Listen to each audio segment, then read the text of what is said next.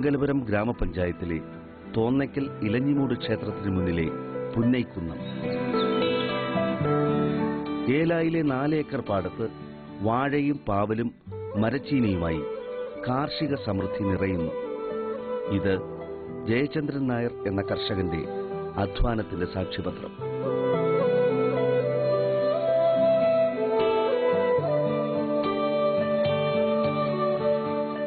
കഴിഞ്ഞ സീസണിൽ കണിവെള്ളരിയും നേന്ത്രവാഴയും സമൃദ്ധമായി വിളഞ്ഞ പാടത്താണ് ഇപ്രാവശ്യം പാവലും പയറും മരച്ചീനിയും കൃഷി ചെയ്തത്. ഇതിൽ മരച്ചീനിയാണ് ഇക്കുറി ജയചന്ദ്രൻ നായർക്ക് ഏറ്റവും കൂടുതൽ ആദായം നൽകിയത്.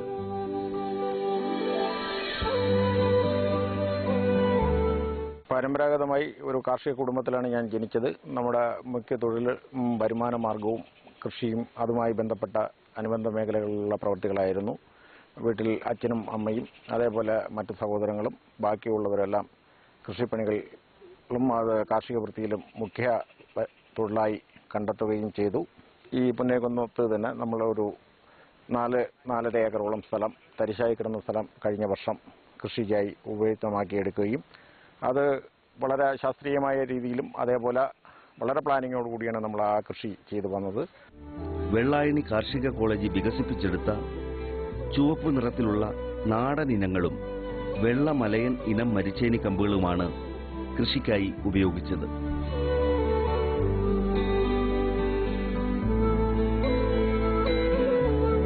അടിവളമായി ചാണകവും ചാമ്പൽ തുടങ്ങിയ ജൈവവളവും ഉപയോഗിച്ചും കൃത്യമായി പരിപാലിച്ച് പാകമായപ്പോൾ ഒരു മൂട്ടിൽ നിന്ന് 12 മുതൽ 15 വരെ കിലോ മരച്ചീനി വിളവ് ലഭിച്ചു. ഇത്രയും വിളവുള്ളതിനാൽ ഒരു തടി മൂട്ടിൽ വെച്ച് കെട്ടി മറ്റൊരാളിന്റെ സഹായത്തോടുകൂടിയാണ് മരച്ചീനി പിഴുതെടുക്കുന്നത്.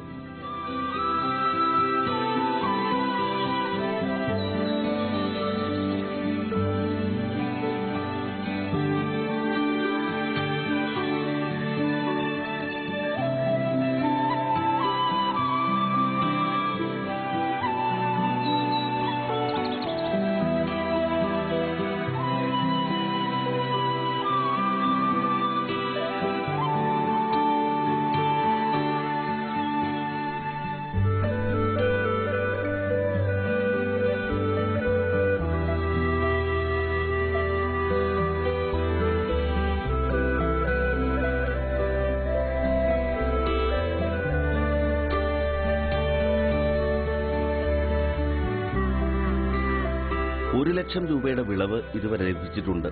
ഇത്രയും മരച്ചീനി പ്രദേശത്ത് വ്യാപാരം നടക്കാത്തതിനാൽ നെടുമങ്ങാട് പ്രവർത്തിക്കുന്ന വേൾഡ് മാർക്കറ്റിലേക്ക് കയറ്റി അയക്കുന്നു.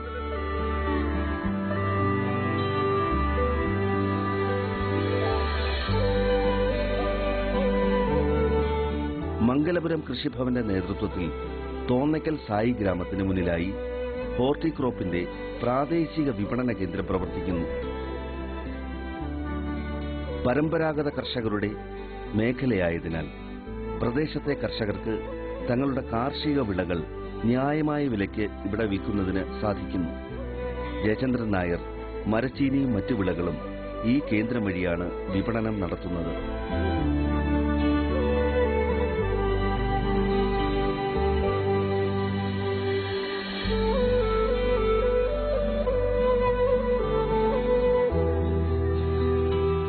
കാർഷിക കോളേജിൽ ഡെവലപ്പ് ചെയ്തെടുത്ത മരച്ചീനി കമ്പ് കൊണ്ടുവന്ന് അത് നടുകയാണ് ചെയ്തത്. ഏകദേശം 3000-ഓളം മൂട് മരച്ചീനി നട്ടു. ആ മരച്ചീനി നമ്മുടെ കൊലയൊക്കെ മുറിച്ച് കഴിഞ്ഞപ്പോഴത്തേക്ക് അത് വളരെ വലുതായി. പ്രത്യേകിച്ച് ഇതിനൊരു രാസവളം അല്ലെങ്കിൽ അങ്ങനെ ഒരു തരത്തിലുള്ള വളപ്രയോഗം നമുക്ക് ചെയ്യേണ്ടി വന്നില്ല. ഇതൊരു വാഴ കഴിഞ്ഞാൽ ഉടൻ വിളവെടുക്കത്തക്ക വണ്ണമുള്ള ഒരു സംവിധാനമായിട്ട് ചെയ്തതാണ്. അപ്പോൾ വാഴ കൊല മുറിച്ച് 3 മാസം കഴിഞ്ഞപ്പോഴത്തേക്ക് മരച്ചീനി പുഴുവാൻ പറ്റിയ ഒരു സമയമായി. ഒരു മരച്ചീനിയിൽ സാധാരണ ഒരു 15 കിലോയ്ക്കും 20-25 കിലോയ്ക്ക് ഇടയ്ക്ക് നമുക്ക് ശരാശരി ഉൽപ്പാദനമുണ്ട്. ഇതിൻ്റെ ഇടയിൽ തന്നെ നമ്മൾ മറ്റു പച്ചക്കറികൾ, പയർ, പാവൽ ഇങ്ങനെ തുടങ്ങിയ പല കൃഷികളും ഇടവിളയായി ചെയ്യുന്നുണ്ട്. സമൂഹത്തിൽ ഇപ്പോൾ ഒരു കർഷകന് സാമാന്യം നല്ല ഒരു അംഗീകാരവും അതേപോലെ ഒരു അന്തസ്സും അയാൾക്ക് സമൂഹത്തിൻ്റെ ഇടയിൽ നിന്ന് ലഭിക്കുന്നുണ്ട്. 3000-ൽ പരം വാഴകളും ഓണക്കാലത്ത് വിളവ് ലഭിക്കുന്നതിനായി അദ്ദേഹം കൃഷി ചെയ്തിട്ടുണ്ട്. ഏത്തൻ, പാളയംകോടൻ, ഞാലിപ്പൂവൻ എന്നീ ഇനങ്ങളാണ് മുഖ്യമായും കൃഷി ചെയ്തിട്ടുള്ളത്.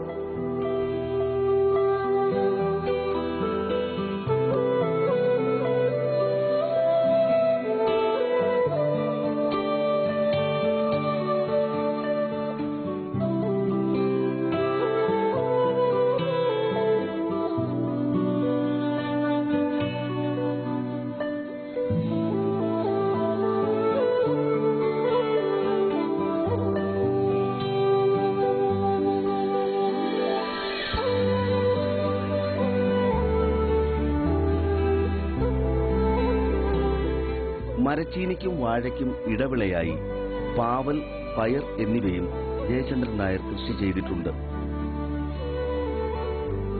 മരച്ചീനി കൃഷി അവസാനിക്കുന്ന മുറയ്ക്ക് ഓണക്കാലത്തേക്ക് മറ്റ് പച്ചക്കറികൾ കൃഷി ചെയ്യാനാണ് ഈ മാതൃകാ കർഷകൻ ലക്ഷ്യമിടുന്നത്. തന്റെ പൂർവികരെ പോലെ കൃഷി ഉപജീവനമാക്കിയ ജയചന്ദ്രൻ നായർ കഠിനാധ്വാനവും കുടുംബത്തിന്റെ ഒത്തൊരുമയുമുണ്ടെങ്കിൽ കാർഷിക മേഖല മറ്റേതൊരു തൊഴിലിനേക്കാളും മഹത്തരമാണെന്ന് സാക്ഷ്യപ്പെടുത്തുന്നു. മാതാവ് പ്രഭാവതിയമ്മ, ഭാര്യ ശ്യാംകുമാരി, മക്കളായ നന്ദന, സച്ചിൻ എന്നിവരും സഹായത്തിനായി ഒപ്പമുണ്ട്. ഞങ്ങൾ പണ്ടേ കൃഷിക്കാരാണ്. നെൽകൃഷിയായിരുന്നു പ്രധാനം. ഇപ്പോഴും വാഴയും മരിച്ചീനിയും പല കൃഷികളും ഉണ്ട്. ഇപ്പം മകൻ്റെ 2 പിള്ളേരും അവൻ്റെ ഭാര്യയും, നമുക്ക് 2-3 സ്ഥിരം ജോലിക്കാരും ഉണ്ട്. പണ്ട് കൃഷി എന്ന് പറഞ്ഞാൽ നമുക്ക് ചെയ്യാൻ ആള് ധാരാളം കിട്ടുമായിരുന്നു. ഇപ്പം വിളിച്ചാരും അങ്ങനെ വരത്തില്ല. പ്രദേശത്തെ പാരമ്പര്യ കർഷകരുടെ സഹായവും ജയചന്ദ്രൻ നായരുടെ കാർഷിക വിജയത്തോടൊപ്പമുണ്ട്. കൃഷിയിലൂടെ മാത്രം ഉപജീവനം നടത്തുന്ന ശ്രീ വേലു, സുകുമാരപിള്ള എന്നീ മാതൃകാ കർഷകരും രാജു, ഷമ്മി തുടങ്ങിയ സഹായികളും കൃഷിയിൽ ജയചന്ദ്രൻ നായരുടെ താങ്ങും തണലുമായി ഒപ്പമുണ്ട്. ഭർത്താവിനോടൊപ്പം എല്ലാ കൃഷിക്കും സഹായിക്കും. പിന്നെ കുടുംബ കൃഷി ആയതുകൊണ്ട് ഞങ്ങൾക്ക് ഇതിൽ നിന്നുള്ള ഉപജീവന മാർഗമാണ്. കുട്ടികളെ പഠിപ്പിക്കാനും എല്ലാത്തിനും ഈ കൃഷിയിൽ നിന്നാണ് എല്ലാ വരുമാനവും ഉള്ളത്. മോൻ ഡിഗ്രി സെക്കൻഡ് ഇയറായി, മോള് +2 പഠിക്കുന്നു. അവരെയൊക്കെ പഠിപ്പിക്കാനുള്ള പൈസയൊക്കെ ഞങ്ങൾ ഈ കൃഷിയിൽ നിന്നാണ് സ്വരൂപിക്കുന്നത്. മറ്റ് സ്ഥലങ്ങളിലേതുപോലെ ജലസേചന കാര്യത്തിൽ ഒരു പ്രയാസവും ജയചന്ദ്രൻ നായരുടെ കൃഷിയിടം നേരിടുന്നില്ല. അടുത്തു തന്നെയുള്ള കനാലിൽ നിന്നും പമ്പ് സെറ്റ് ഉപയോഗിച്ചും കൈത്തോടുകൾ വെട്ടിയും കൃഷിയിടത്തിൽ ജലമെത്തിക്കുന്നു.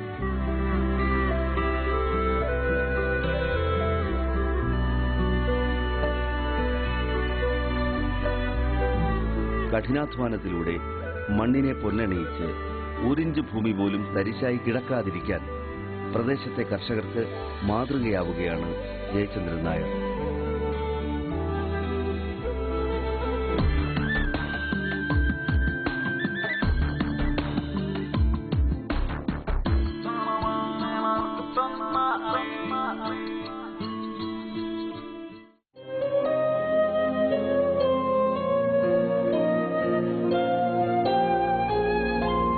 പ്രകൃതിയെ ഹരിതസമ്പന്നമാക്കുന്ന മഴക്കാലം പൊതുവെ കർഷകർക്ക് പ്രിയങ്കരമെങ്കിലും റബ്ബർ കർഷകരുടെ സ്ഥിതി വ്യത്യസ്തമാണ്.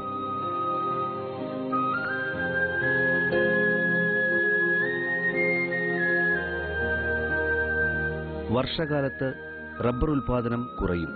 പക്ഷേ മഴക്കാലം ഒരു ടാപ്പിംഗ് നിരോധിത കാലമായി കണക്കാക്കേണ്ടതില്ല. വർഷകാല ടാപ്പിംഗ് സുരക്ഷിതമാക്കാൻ വിവിധയിനം മഴക്കുടകൾ ഇന്ന് വ്യാപകമായി ഉപയോഗിക്കുന്നു. റബ്ബർ മരങ്ങളെ മഴക്കുടയണിയിച്ച് മഴക്കാലത്തും വിളവെടുപ്പ് നടത്താം.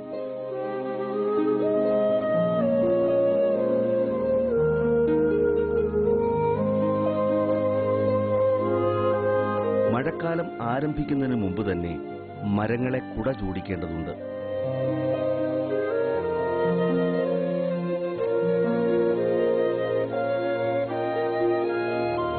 മഴ തുടങ്ങി മരം നനഞ്ഞു കഴിഞ്ഞാൽ പശ ശരിയായി പിടിക്കില്ല എന്നതിനാൽ കുറ്റമറ്റ റെയിൻ ഗാർഡിംഗ് സാധ്യമല്ലാതെ വരും.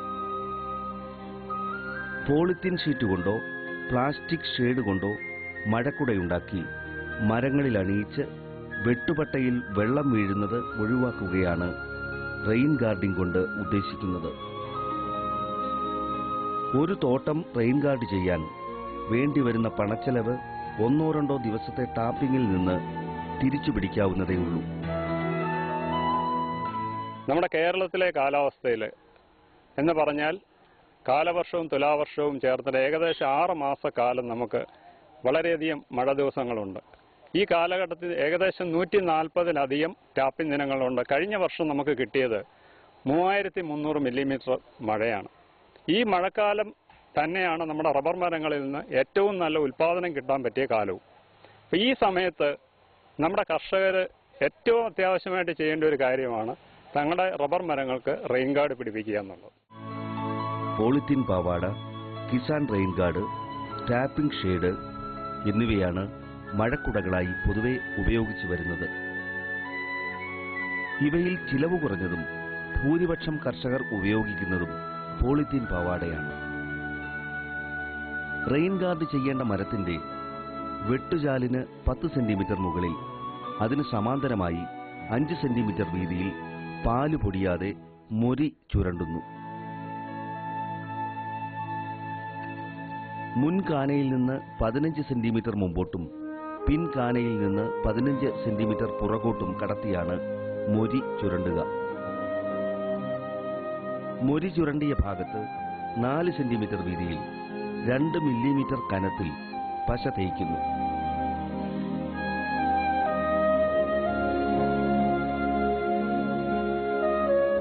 മുൻകൂട്ടി ഞൊറിയിട്ട് വെച്ചിരിക്കുന്ന പോളിത്തീൻ പശയുടെ മേൽ ഉറപ്പിച്ച് ആവശ്യമെങ്കിൽ മുന്നറ്റത്തും പിന്നറ്റത്തും മാത്രം ഓരോ പിന്നടിക്കുന്നു. ഇങ്ങനെ ഉറപ്പിച്ചെടുത്ത പോളിത്തീന്റെ തയ്യൽ ഭാഗവും മുറിപ്പാടും മൂടത്തക്ക വിധം പോളിത്തീൻ റിബൺ പിടിപ്പിക്കുന്നു.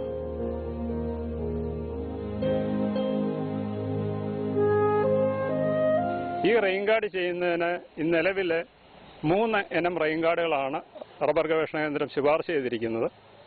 ഇതിൽ ഏറ്റവും കൂടുതൽ ആൾക്കാർ ഉപയോഗിക്കുന്നത് പാവാട റെയിൻ ഗാർഡ് എന്ന് പറയുന്ന പോളിത്തീൻ സ്കേർട്ടാണ്.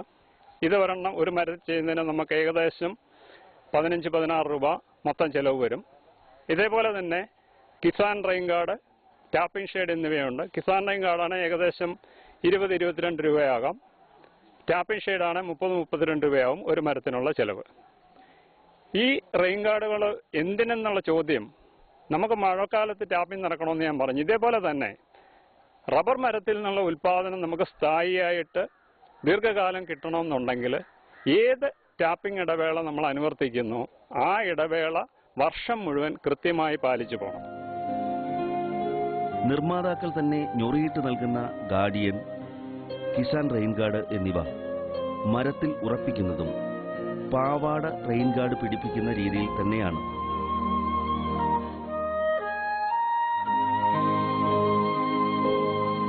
പോളിത്തീന് പകരം ടാപ്പിംഗ് ഷേഡ് ഉപയോഗിച്ചാൽ ചെലവ് കൂടും. പക്ഷേ ഷേഡ് പല വർഷം പുനരുപയോഗിക്കാം എന്നതിനാൽ ദീർഘകാല അടിസ്ഥാനത്തിൽ ലാഭകരമാണ്. ടാപ്പിംഗ് ഷേഡ് വിവിധ അളവുകളിൽ ലഭ്യമാണ്. മരത്തിന്റെ ചുറ്റുമായാണ് ഷെയ്ഡ് ഉറപ്പിക്കുക.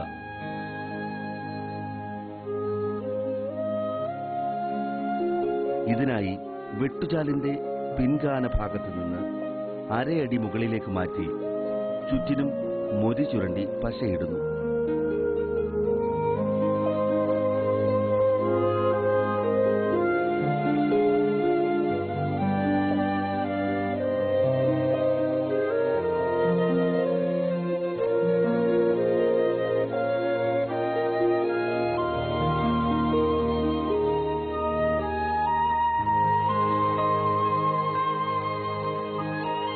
മരത്തിന്റെ വണ്ണത്തിന് ചേർന്ന ടോപ്പ് ഉറപ്പിക്കുന്നു.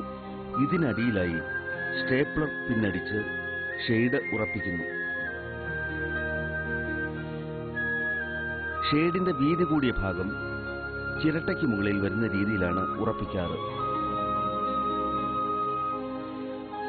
മഴക്കാലം കഴിയുമ്പോൾ ഷെയ്ഡ് ഊരിമാറ്റി വരും വർഷത്തെ ഉപയോഗത്തിനായി സൂക്ഷിച്ചു വയ്ക്കാം. സാധാരണഗതിയിൽ 70% ഷേഡും പുനരുപയോഗിക്കാനാകും. നമ്മൾ റെയിൻ ഗാർഡ് ഇല്ലാത്തൊരവസ്ഥയാണെങ്കിൽ മഴക്കാലത്ത് ടാപ്പിംഗ് മുടങ്ങുന്നു. ആ കാലം മുഴുവൻ ടാപ്പിങ്ങേ നടക്കില്ല. ഇങ്ങനെ നടക്കാതെ വരുമ്പം കർഷകന്റെ ഈ മരത്തിനെ തന്നെ നമ്മൾ അതിൻ്റെ ഒരു ഉൽപാദനം തരുന്ന ഒരു റിതം എന്ന് പറയുന്നതിനെ തെറ്റിച്ചിട്ടാണ് മരം പോകുന്നത്. അപ്പോൾ അതുകൊണ്ട് തന്നെ ഒരു ഉൽപാദനക്കുറവ് നമുക്കുണ്ടാവും. പിന്നെ ഈ കാലഘട്ടത്തിൽ ടാപ്പിംഗ് നഷ്ടമാകുന്നതുകൊണ്ട് ഒരു ഉൽപാദനം നമുക്ക് കിട്ടത്തില്ല. പ്രത്യേകിച്ച് ഇപ്പം ഈ വിലക്കുറവുണ്ടായിരിക്കുന്ന കാലഘട്ടത്തിൽ റബ്ബർ ഗവേഷണ കേന്ദ്രവും റബ്ബർ ബോർഡും ശുപാർശ ചെയ്ത് കർഷകരുമായിട്ട് കൂട്ടിച്ചേർന്ന് നടപ്പാക്കിക്കൊണ്ടിരിക്കുന്ന ഇടവേള കൂടിയ ടാപ്പിംഗ് രീതികളായിട്ടുള്ള 3 ദിവസത്തിലൊരിക്കൽ, 4 ദിവസമൊരിക്കൽ, ആഴ്ചയ്ക്കൊരിക്കൽ രീതികളിൽ നിങ്ങൾക്കറിയാം, ഒന്നരാടനെ നടത്തിയാൽ ടാപ്പിംഗ് ദിനങ്ങൾ വളരെ കുറയുന്നുണ്ട്. ഈ കുറഞ്ഞ ദിനങ്ങളുള്ളപ്പം അതിൽ ഒരു ദിവസം പോലും നമുക്ക് നഷ്ടപ്പെടുത്താൻ പാടില്ല. അപ്പം അങ്ങനെ നഷ്ടപ്പെടുത്താതിരിക്കണമെന്നുണ്ടെങ്കിൽ റെയിൻ ഗാർഡ് ഏറ്റവും അത്യാവശ്യമാണ്. അതുകൊണ്ട് നമ്മുടെ കർഷകർ നിർബന്ധമായും തങ്ങളുടെ ഇടവേള 3 ദിവസമൊരിക്കലോ അതിലും കുറഞ്ഞ ഇടവേളയിലേക്ക് മാറുകയും നിർബന്ധമായും റെയിൻ ഗാർഡ് ഉപയോഗിച്ചിട്ട് കൃത്യമായ ഇടവേള പാലിച്ചുകൊണ്ട് നല്ല രീതിയിൽ ടാപ്പ് ചെയ്താൽ നമ്മുടെ നാട്ടിലെ ഉൽപാദനവും ഉൽപാദനക്ഷമതയും നമുക്ക് വീണ്ടും പഴയ ലെവലിലേക്ക്, പ്രതാപത്തിലേക്ക് നമുക്ക് തിരിച്ചു കൊണ്ടുവരാൻ സാധിക്കും. ടാപ്പിംഗ് പോലെ തന്നെ റെയിൻ ഗാർഡ് പിടിപ്പിക്കലും വൈദഗ്ധ്യം ആവശ്യമുള്ള ജോലിയാണ്.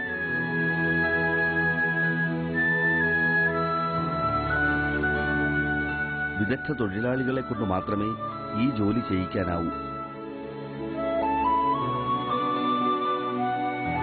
നന്നായി പ്രവർത്തിക്കുന്ന റബ്ബർ ഉൽപാദക സംഘങ്ങൾ റെയിൻ ഗാർഡിംഗ് കരാറെടുത്ത് ചെയ്തു കൊടുക്കുന്നുണ്ട്. ഇവരുടെ സേവനം പ്രയോജനപ്പെടുത്തുന്നത് മികച്ചൊരു പോംവഴിയാണ്.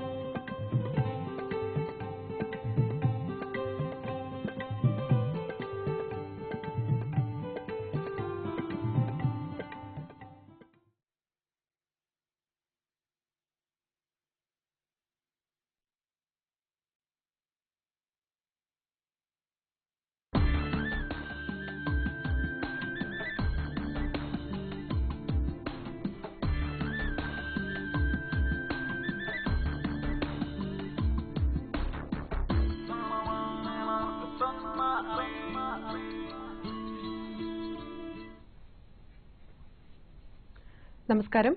ദൂരദർശൻ കാർഷിക വാർത്തകളിലേക്ക് സ്വാഗതം. പ്രധാന വാർത്തകൾ. പോളി ഹൌസ് കൃഷിക്ക് വൈദ്യുതി നിരക്കിൽ ഇളവ്. നാളികേര പ്രൊജക്ടുകൾക്ക് അനുമതി.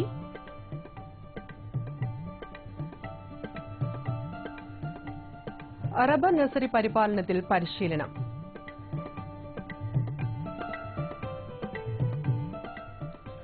അന്തരീക്ഷ ഊഷ്മാവ്, പ്രകാശം, ആർദ്രത തുടങ്ങി വിവിധ കാലാവസ്ഥാ ഘടകങ്ങൾ നിയന്ത്രണ വിധേയമാക്കി പ്രാവർത്തികമാക്കുന്ന പോളിഹൌസ് സംരക്ഷിത കൃഷിരീതിക്ക് വൈദ്യുതി നിരക്കിൽ ഇളവ് അനുവദിച്ച് സർക്കാർ ഉത്തരവായി. 40 മുതൽ 400 ചതുരശ്ര മീറ്റർ വരെ വിസ്തൃതിയുള്ള 1108 പോളിഹൌസുകൾ ഇപ്പോൾ കേരളത്തിലുണ്ട്. ഇവയ്ക്കെല്ലാം കണിക ജലസേചനം, ഫെർട്ടിഗേഷൻ, മിസ്റ്റിംഗ് തുടങ്ങിയ വിവിധ പ്രവർത്തനങ്ങൾക്ക് വൈദ്യുതി കൂടിയേ തീരൂ. പോളിഹൌസുകളുടെ പ്രവർത്തനം കൂടുതൽ ഫലപ്രദവും സുഗമവുമാക്കാൻ വേണ്ടിയിട്ടാണ് സർക്കാർ വൈദ്യുതി ഇളവ് പ്രഖ്യാപിച്ചിരിക്കുന്നത്.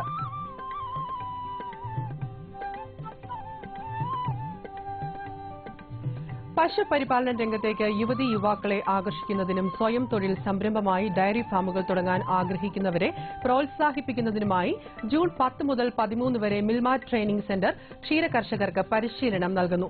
തൃശൂർ രാമവർമ്മപുരത്തെ മിൽമ ട്രെയിനിംഗ് സെന്ററിലാണ് പരിശീലനം. താൽപര്യമുള്ളവർ ജൂൺ 9 മുൻപ് പേര് രജിസ്റ്റർ ചെയ്യേണ്ടതാണ്. വിശദ വിവരങ്ങൾക്ക് ഇനി പറയുന്ന നമ്പറിൽ വിളിക്കുക. 0487 2695869.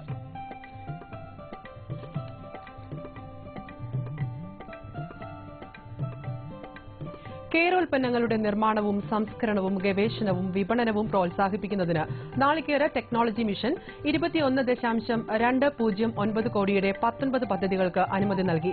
4.256 കോടി രൂപ സബ്സിഡിയും അനുവദിച്ചു.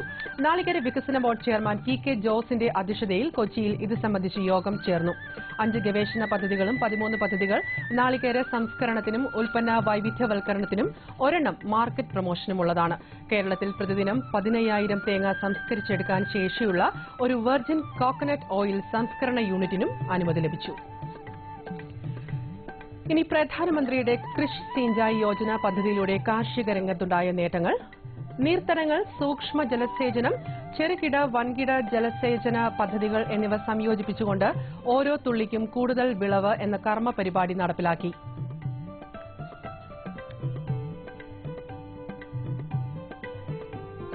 ഒരു ലക്ഷത്തിലധികം സോളാർ പമ്പുകൾ സ്ഥാപിച്ചു നൽകി. സോയിൽ ഹെൽത്ത് കാർഡ് നടപ്പിലാക്കി. യൂറിയയുടെ ദുരുപയോഗം തടയുന്നതിനും മണ്ണിന്റെ വളക്കൂറ് വർദ്ധിപ്പിക്കുന്നതിനും നീം കോട്ടഡ് യൂറിയ ലഭ്യമാക്കി.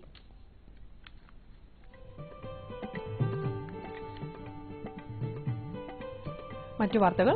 റബ്ബർ നഴ്സറി പരിപാലനത്തിൽ റബ്ബർ ബോർഡ് പരിശീലനം നൽകുന്നു. തൈ മുളപ്പിക്കൽ, തവാരണ തയ്യാറാക്കൽ, ഒട്ടുകമ്പ് ശേഖരണം, ബഡിംഗ് രീതികൾ, കപ്പുതൈകൾ, കൂടത്തൈകൾ, വളമിടൽ, പരിചരണം, കീടരോഗ നിയന്ത്രണം എന്നിവയിലുള്ള പരിശീലനം മെയ് 28, 29 തീയതികളിൽ കോട്ടയം റബ്ബർ ട്രെയിനിംഗ് ഇൻസ്റ്റിറ്റ്യൂട്ടിൽ നടക്കും. പരിശീലനത്തിൽ പങ്കെടുക്കാൻ ബന്ധപ്പെടേണ്ട ഫോൺ നമ്പർ 0481 235 1313. തിരുവനന്തപുരം നന്ദിയോട് മെയ് 28 ഓണകൃഷിയുടെ വിത്താരവം. ഓണത്തിന് വേണ്ടുന്ന പച്ചക്കറികൾ ലക്ഷ്യമിട്ട് പഞ്ചായത്തിലെ 18 വാർഡുകളിലും ഒറ്റ ദിവസം പച്ചക്കറി കൃഷിക്ക് തുടക്കം കുറിക്കുന്നതാണ് വിത്താരവം. തുടർന്ന് ഒരാഴ്ച നീണ്ടു നിൽക്കുന്ന നടീൽ ഉത്സവവും സംഘടിപ്പിക്കുന്നു. വാർഡ് തല ജൈവ ക്ലബ്ബുകളുടെ നേതൃത്വത്തിലാണ് വിത്താരവം നടത്തുന്നത്. ഓണത്തിന് പഞ്ചായത്ത് തല സ്വദേശിയായ വിപണി ഒരുക്കുകയാണ് പദ്ധതിയുടെ ലക്ഷ്യമെന്ന് നന്ദിയോട് കൃഷി ഓഫീസർ അറിയിച്ചു. ആലപ്പുഴ മുതുകുളം കേന്ദ്രമാക്കി മൃഗസംരക്ഷണ വകുപ്പ് വിപുലമായ കന്നുകുട്ടി ദത്തെടുക്കൽ പദ്ധതി നടപ്പാക്കുന്നു.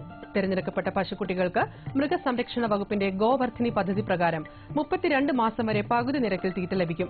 4 മുതൽ 9 മാസം വരെ പ്രായമുള്ള പശുക്കുട്ടികളെ ദത്തെടുത്ത് അവയ്ക്ക് 32 മാസം വരെ പകുതി നിരക്കിൽ തീറ്റയും ഇൻഷുറൻസും വിരമരുന്നും ധാതു ലവണ മിശ്രിതവും നൽകുന്നതാണ് പദ്ധതി. കൂടുതൽ വിവരങ്ങൾക്ക് വിളിക്കേണ്ട നമ്പർ 9447734026.